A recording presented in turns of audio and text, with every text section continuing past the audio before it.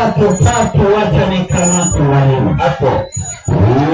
Wacha niangalie kitabu kidogo sana cha Habakuki. Wacha niangalie tatu nasema Habakuki. Inasema Mungu alitoka kutoka Tema. Mungu alitoka kutoka sasa, hiyo kuleta nyuma kule kwa Tema nini? Lakini nitaexplain, endelea. Yeye aliye mtakatifu kutoka milima Parani. Yeye huyu Mungu ambao alitoka Tema ndio mtakatifu kutoka Parani. Utukufu wake utafunika mbingu ya dunia. Utukufu wa Mwenyezi Mungu aliyetoka Tema. Hebu subiri mwalimu tuexplain hapo kidogo. Tema ni mtoto, ni katika watoto wa Nabii Ibrahim alayhi salatu wa salam. Wale watoto wa Ismail alayhi salatu wa salam. Katika watoto wa Nabii Ismail ambao wanapatikana katika kitabu cha Mwanzo kule. Ukienda Mwanzo kule utapata watoto wa Ibrahim wa Nabii wa Ismail. Mtoto wake wa 8 anaitwa Tema. Na Tema tukiangalia katika matafsiri ya maneno tunapata kwamba Tema inaitwa mji wa Madina. Mji wa Madina zamani ulikuwa unaitwa Tema. Sasa hapa Biblia inakuambia kwamba Mungu alitoka Tema, kwa sababu Tema ni katika watoto wa Nabii Ismaili alayhi salatu wa salam. Akaangaza katika kilima gani? Akaangaza aliye mtakatifu kutoka katika milima Parani. Huyo Mungu ni mtakatifu kutoka katika kilima cha Parani. Sasa nyinyi wasomi, nyinyi wenye kunisikiliza, angalieni maneno ya Mungu ndio vitabu na mkono sawasawa. Utapata kwamba Parani ni Maka. Ikiwa Parani ni Maka, basi Biblia inakudikizia kwamba Maka lazima patazaliwa mtakatifu. Endelea. Utukufu wake utazifunika mbingu. Unaona utukufu wa Mwenyezi Mungu kutoka Tema katika kilima cha Parani utafunika mbingu. Nayo dunia ikajaa sifa yake, na dunia ikajaa sifa zake. Mwangaza wake ulikuwa kama nuru. Na mwangaza wa dunia na mwangaza wa utukufu wa Mwenyezi Mungu ulikuwa kama ni nuru. Alikuwa na mishale ya nuru ubavuni pake, akawa na mishale ya nuru ubavuni mwake. Ndipo ulipofikika uwezo wake. Naam, wakisubiri tu hapo.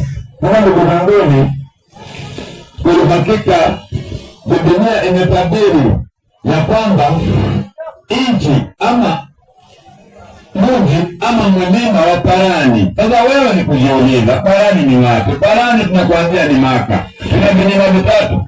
Kuna kilima cha kwanza kinaitwa Sinai, kilima cha pili kinaitwa Sheiri. Sheiri ndio mahali Yesu Kristo alikuwa Injili. Mahali Yesu Kristo alikuwa tested na Shetani.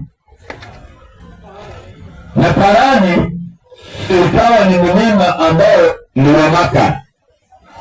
So, milima mitatu hivyo, mlima wa Maka ndiye aliyezaliwa pale na Mungu kama Solomon.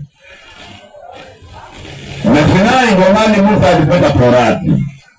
Alafu Shairi ama Zaituni ndio mahali Yesu Kristo alikuwa tested na Shetani. Kwa hiyo utabiri wa Nabii Muhammad sallallahu alaihi wasallam katika kitabu cha zamani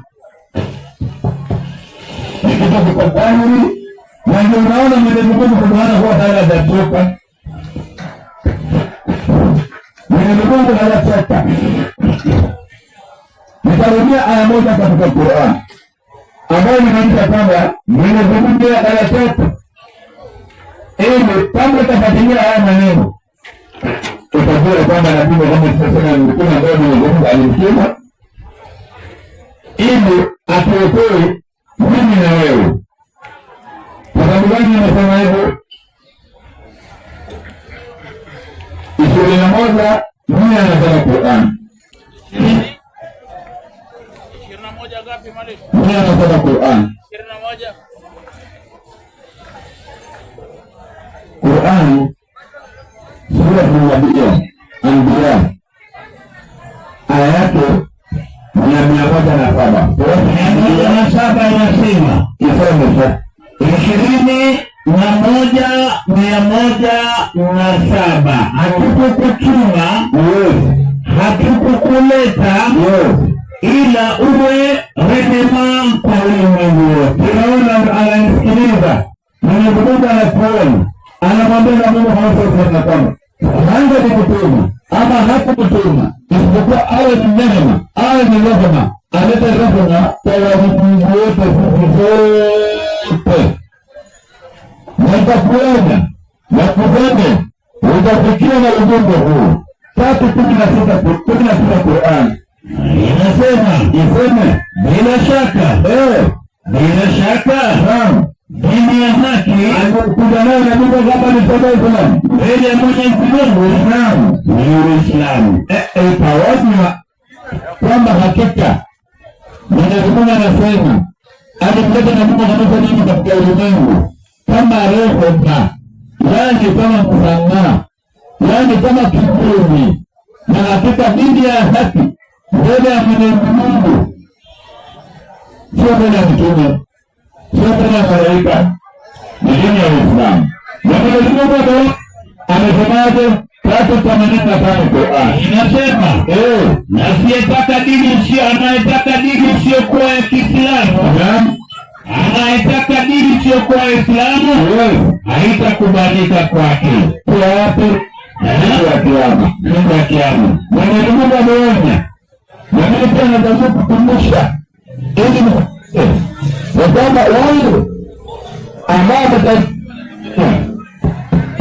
Mwenyezi Mungu ameonya ya kwamba wewe amekuja na dini ya haki mbele yake, na atakayefufuliwa siku ya Kiyama atakayefufuliwa katika siku ya Kiyama bila kukubali Uislamu ni dini ya haki, ndio dini yake, basi atakuwa ni hasara. Kwa sababu gani Mwenyezi Mungu alisema kwamba Muhammad amekuja kama rehema kwa ulimwengu huu? Angalia Waislamu ndio wanavyopenda. Hata watu wengi wanajua kwamba Waislamu wanapendana. Hiyo ni rehema. Uislamu umekuja kufundisha mambo ambayo sisi tunafundisha hapa, mambo ya mavazi kwa kina mama. Hakika ukiangalia tukifundisha maneno ya mavazi kwa kina mama, sasa mtoto wa kike anatamani kutembea na suruali fupi, na mtoto wa kiume anatembea na doma. Na hii kitu akina mama ambao mnanisikiliza, nataka mwote wasikie vizuri sana. Kwa nini unanunulia mtoto wa miaka 10 nguo ya mtoto wa miaka 2? Mtoto wa kike unamnunulia mtoto wa miaka 10, unamnunulia mtoto wa kike nguo ya mtoto wa miaka 2. Binti yako kuna miaka 15 unamnunulia, kwa nini anatoka nyumbani na nguo ya mtoto wa miaka 3 na ni binti wa miaka 15? Na wewe mzee unaona. Lakini kwa sababu Muislamu alipata rehema ya Mwenyezi Mungu ambaye alikuja nayo na Mungu Muhammad sallallahu alaihi wasallam, basi wewe mtoto wako wa kike akitoka nyumbani kwake lazima afunike, ajistiri. Na hii kujistiri nitaexplain zaidi. Hebu nipatie 33:59 Qur'an. 33:59 inasema 33 Suratul Al-Ahzab inasema hivi: ewe mtume, waambie wake zako na binti zako na wanawake wa Kiislamu wengine, waambie wajiteremshie uzuri nguo zao. Kufanya hivyo utawapeleka upesi wajulikane kuwa ni watu wa heshima. Sasa nikwambie ni kwa mfano mmoja, wewe unamsikiliza mwanamke ambaye amevaa skati na anavaa blouse na anaenda pale kuchukua bodaboda au kuchukua matatu na gari yote katika square. Na yule mwanamke ambaye amevaa kama mwanamke wa Kiislamu, hautaona kama mwanamke wa Kiislamu anashika na manamba. Lakini yule masikati lazima atakuwa na manamba. Wote ni sana respect.